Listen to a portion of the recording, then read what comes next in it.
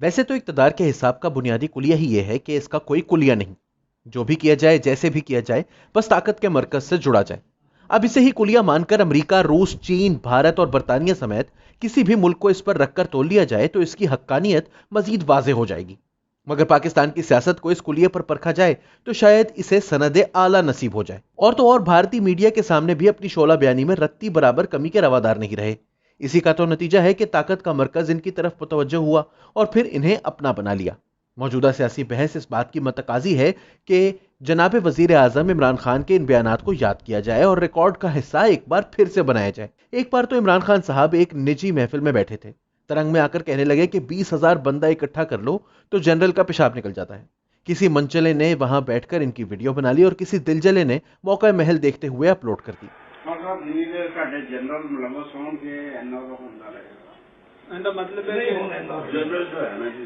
General तो कोई उम्मीद ना जनरल जो है ना वो अंदर दामी नहीं है ना बड़ा कदम उठा। 20,000 लोग सड़कों से कट दो ना तो जनरल का पेशाब निकल जाएगा। फिर इसी तरह खान साहब किसी इंटरनेशनल दौरे पर थे। वहां एशिया सोसाइटी से मुखातिब होकर फरमाने लगे कि पाकिस्तानी फौज ने मशरकी पाकिस्तान में मासूम अवाम को ज़िबा किया, औरतों बच्चों को। यही कुछ बलूचिस्तान में हो रहा है और यही फाटा के कबायली इलाकों में।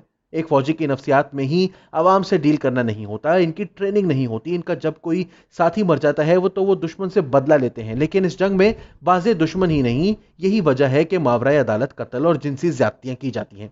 And so people have lost faith in the democratic process because they think their vote won't make a difference. Like right now, I can assure you, I can give you in writing, on 18th February would be the lowest turnout in Pakistan's history. Because people already know that the establishment itself is fighting election. The Q League, which Musharraf has created, the whole state machinery is working to get in its election campaign.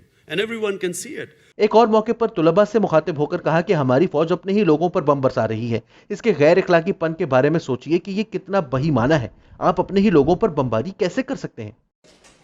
In 1971, when Pakistan Army took action in East Pakistan, I was the one who was standing with the Pakistan Army, our brave soldiers. They're doing this and great job, and it's only foreigners and terrorists and militants. It was 3 years later we realized that the army butchered civilians, women, children. And so we're doing exactly the same thing again. In Balochistan, they were bombing people. How can you bomb people? Is this an army you're bombing? There are people, women, children living there. But for us, it's very important to understand, are we just bombing our own people? फिर don TV पर बैठकर कबायली इलाकों में कत्ल किए जाने वाले सहाफियों के बारे में कहा कि इन्हें शक है कि इन्हें एजेंसियों ने मरवाया है, क्योंकि जब आप झूठा ऑपरेशन झूठ की बुनियाद पर करते हैं तो इसे छुपाना पड़ता है। ये है कि यहाँ ये अकेले जर्नलिस्ट नहीं मारे गए, कबायली इलाके में कई जर्नलिस्ट मारे गए और वो उनको उठाया और इसी तरह ही गायब होते थे और उनकी डेड बॉडी मिलती थी। और वो नेसेसरीली वो मिलिटेंट से नहीं मारे, वो मुझे शक है कि हमारी एजेंसीज ने मारे हैं। इसलिए कि हमने ये जो सारी जंग को जब एक झूठ के ऊपर शुरू की थी कि ये हमारी जंग है। एक मर्तबा भारत के मशहूर प्रोग्राम आपकी अदालत में बैठकर सरेआम कहा कि 2002 का इलेक्शन हम इसलिए हारे क्योंकि जो सियासी जमात पाकिस्तान में एस्टैब्लिशमेंट के खिलाफ होती है इसे कभी जीतने नहीं दिया जाता।